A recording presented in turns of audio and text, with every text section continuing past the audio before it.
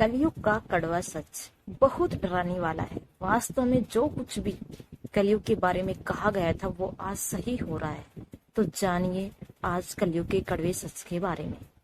लोग पेड़ों को काटने या उपवनों को नष्ट करने से पहले एक बार भी नहीं सोचेंगे। सब एक ही प्रकार का भोजन करेंगे, अर्थात खान पान में भेदभाव का अभाव होगा। संतों का बाहरी रूप होते हुए भी लोग व्यापार और व्यापारिक गतिविधियों में लिप्त रहेंगे। कलयुग में पुरुष अपनी पत्नी से ही मित्रता करता है। पुरुष उन्हीं लोगों को अपना संबंधी मानेगा जो उनकी पत्नी के माध्यम से उससे संबंध रखते हैं। जिनके पास धन है वह कुलीन और अच्छे गुणों वाला माना जाएगा। जिसके हाथ में सत्ता है वही अपने पक्ष में न्याय की राह चलाएगा। जिसके पास पैसे की कमी है वही रिश्ते नहीं देख सकते हैं, उसे अदालत न्याय से वंचित कर देगी। दूर के जल स्रोतों को लोग तीर्थ मानेंगे, लेकिन निकट के तीर्थों को अपेक्षा करेंगे। उदाहरण के लिए माता पिता के साथ रहना और उनकी सेवा करना। ब्राह्मण उन कार्यों को करना शुरू कर देंगे जो अन्यथा शूद्रों ने करने चाहिए थे। ब्राह्मण यज्ञों और वेदों के अध्ययन से व्रत रहेंगे।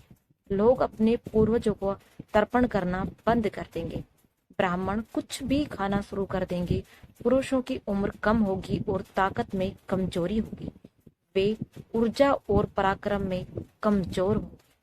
कलयुग में महिलाएं संभोग के लिए अपने मुंह का इस्तेमाल करेंगी। अधिक कराधान के बोझ तले ग्रस्त लुटेरे बन जाएंगे।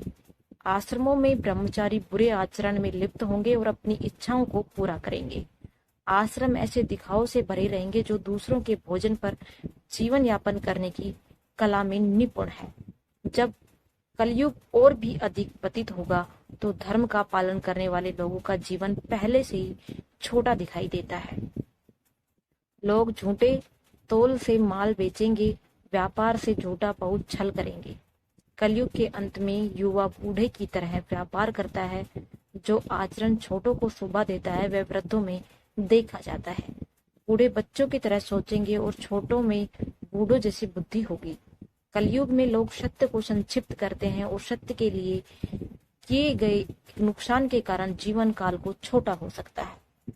ब्राह्मण, क्षत्रिय और वैश्य आपस में संतान उत्पन्न करेंगे और तपस्या और सत्य से रहित शूद्रों के समान बेचेंगे। गायों की कमी के कारण लोग बकरी और भेड़ का दूध पीने का सहारा लेंगे। ब्राह्मण पवित्र व्रतों का पालन नहीं करेंगे बल्कि वेदों की आलोचना करेंगे। तर्क से मोहित होकर वे पूजा और यज्ञों का त्याग करेंगे।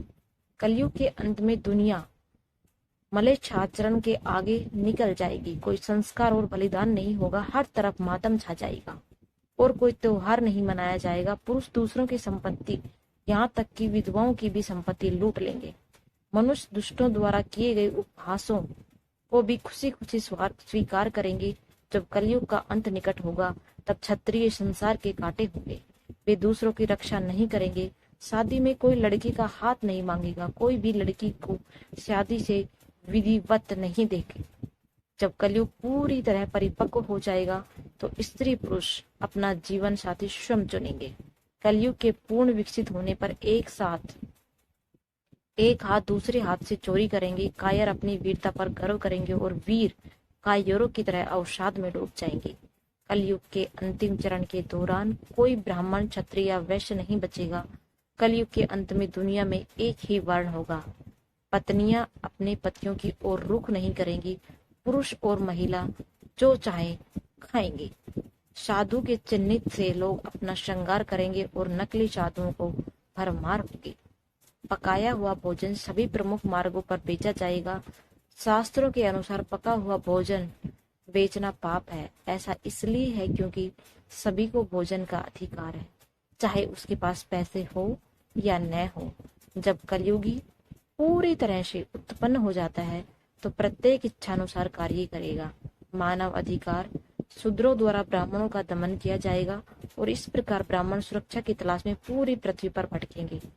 शूद्र धर्म की व्याख्या करेंगे और ब्राह्मण उनके प्रवचन सुनेंगे और उनकी सेवा करेंगे। दुनिया में सब कुछ पूरी तरह से उल्टा हो जाएगा। देवताओं को त्याग कर दीवारों में स्थापित अस्थियों की पूजा की जाएगी। पुरुष मांस और शराब के आदी होंगे और अपने धर्म का कमजोर बना देंगे। बारिश गलत समय पर बरसेगी, कर के बोझ से दबे ब्राह्मण दसों दिशाओं में भागेंगे। मित्र और संबंधित धन की प्राप्ति के प्रेम के कारण ही कार्य करेंगे। स्त्रियां वाणी में कठोर और क्रूर होंगी और रोना पसंद करेंगी। ये अपने पति की बात नहीं मानेंगी। परागमन में यात्री मेहमान भोजन और पानी मांगेंगे लेकिन प्राप्त नहीं करेंगे। उन्हें शरण देने से मना कर दिया जाएगा और सड़कों पर सोने के लिए मजबूर कर दिया जाएगा। लोग अपने अपने देशों को छोड़कर अन्य देशों, दिशाओं और क्षेत्रों आदि में शरण लेंगे और हाय पिता हाय पुत्र कहते हुए दुनिया भर में घूमेंगे। यौन कौशल पुरुषों और महिलाओं में उत्कृष्टता का मानदंड होगा। बुराई की एकाग्रता एकमात्र निशानी गरीबी होगी। जो अपनी तपस्या, तांत्रिक शक्तियां आदि का बड़ा प्रदर्शन कर सकता है वही सबसे बड़ा साधु माना जाएगा। अपने बालों को संवारना और कपड़े पहनना स्नान के विकल्प के रूप में माना जाएगा। पेट भरना ही जीवन का सर्वोच्च उद्देश्य होगा। राजा बनने का कोई नियम नहीं होगा। कोई भी ब्राह्मण, क्षत्रिय, वैश्य या शूद्र, जो इस बात पर निर्भर करता है कि उस समय सबसे शक्तिशाली कौन होगा, राजा बनेगा। इस समय शासक इतने लोभी होंगे कि उनमें और लुटेरे में कोई भेदभाव नहीं रह जाएगा। वेदों के जप के अभाव और अतिथियों के न आने से घर वीरान होंगे। कलयुग में जीने का आदर्श तरीका क्या होगा? भगवान हनुमान के तीसरे पांडवा पीमा में विभिन्न प्रकार के योग के बारे में बताया गया है। उन्होंने कहा है कि सतयुग या कृतयुग सर्वश्रेष्ठ समय है। धर्म के बिना सब पवित्र हैं। वे इतने धार्मिक हैं, उन्हें राहत पाने के लिए धार्मिक कर्मकांड नहीं करने पड़ते। कोई अमीर या गरीब नहीं है, किसी को भी काम नहीं करना पड़ता, क्योंकि वे अपनी इच्छाओं से सब कुछ प्राप्त कर सकते हैं। कोई बुराई, घृणा, दर्द या भय नहीं है। त्रेता युग में पवित्रता और न्याय का ह्रास हुआ। लोग धार्मिक समारोह आयोजित करते हैं। द्वापर युग में न्याय और भी कम हो गया। वेद विभाजित हैं। वेदों को बहुत कम लोग जानते हैं। इच्छाओं, बीमारियों और आपदाओं में मानव को जकड़ लिया है। कलयुग में भगवान कृष्ण के अनुसार दुनिया के सारे न्याय खो दिए हैं।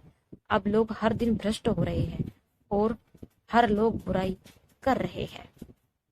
बीमारी और पीड़ा सभी को सताती है। वेद की पूरी सामग्री और वास्तविकता स्वरूप को कोई नहीं समझता है। लोग धर्म और जमीन जैसे तुच्छ मामलों पर लड़ रहे हैं। यदि आप कड़ी मेहनत भी करते हैं तो आपके अच्छे परिणाम की प्राप्ति नहीं होती, क्योंकि अब कोई भी काम नियति से साफ नहीं हो रहा है।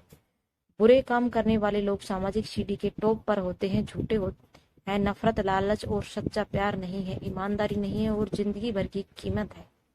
एक अच्छा इंसान इस माहौल में नहीं रह सकता जो दयालु और ईमानदार है। उनके लिए यह कलयुग कोई विकल्प नहीं छोड़ता।